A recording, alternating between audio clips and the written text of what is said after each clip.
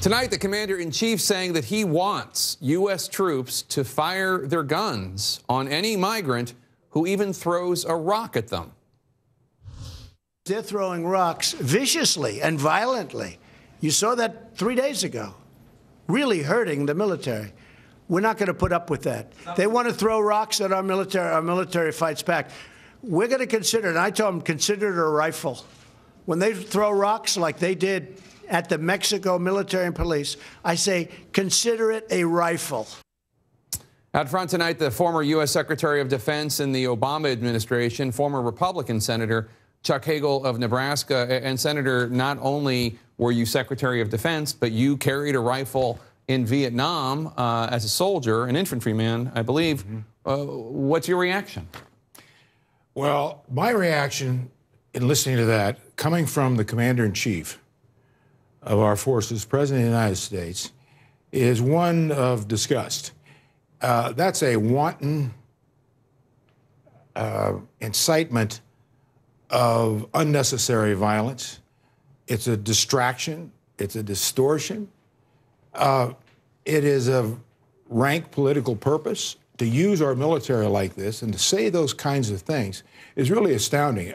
Not in my lifetime have I ever heard those kind of words from a president of the United States.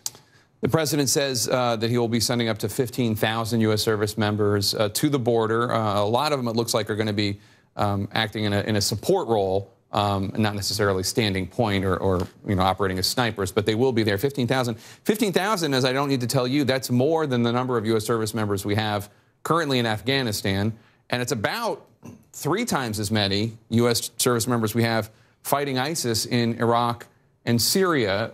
What's your response? Well, this is folly. This is political distraction of the highest magnitude.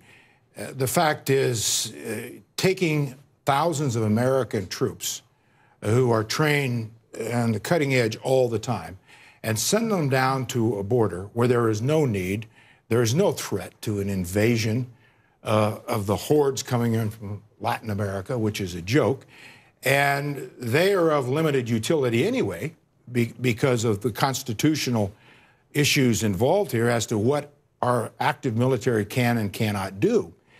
And so it's clear to me that he's using our military and our troops in a very political way that it really casts a lot of questions about the competency of his leadership.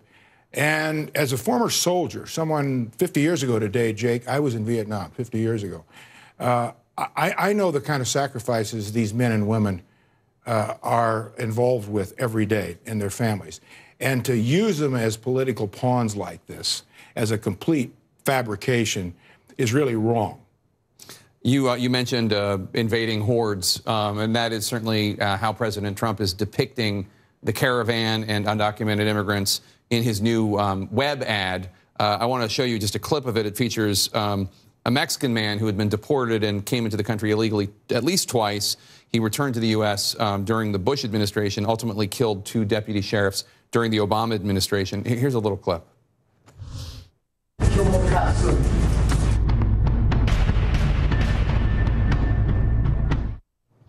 Democrats let him into our country. Democrats let him stay, et cetera. I'm sure you've seen the clip. It's rather incendiary. What did you think when you saw it? Well, it is incendiary, and it's for one purpose, and it's a political purpose.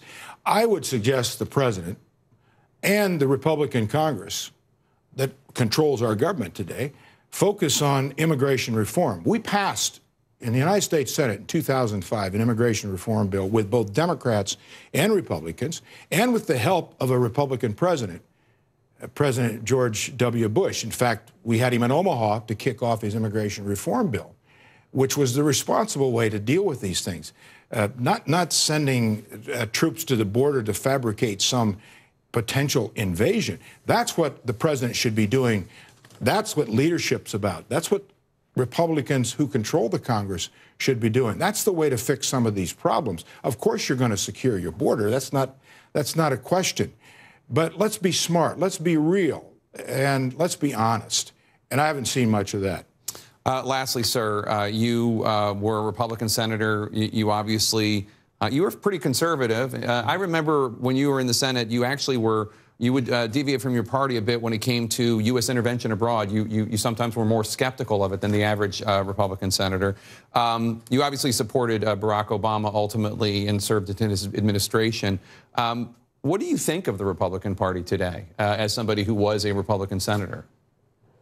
Well, first of all, I didn't take a position in 2008 in that presidential election. Ultimately, though. Ultimately, I did. He was president of the United States, and I thought he was a responsible president doing a good job.